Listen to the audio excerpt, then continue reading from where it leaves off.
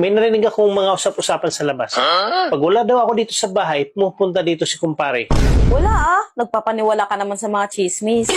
Siguro may milagrong nangyayari dito. Ano ibig sabihin ng milagro? Ang ibig sabihin ng milagro, imposibleng mangyayari, pero nangyayari talaga.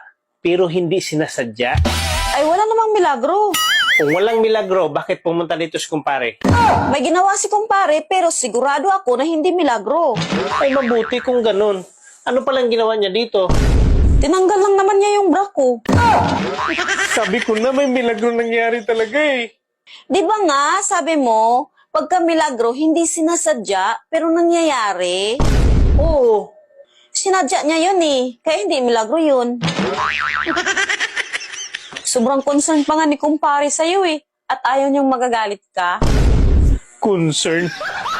Concern ko ba sa lagay na yun? At paano mo nasabi na ayaw niya na magagalit ako? Sabi niya, huwag ko daw sabihin sa'yo nangyari, para hindi ka daw magagalit. Sobrang bait niya, no?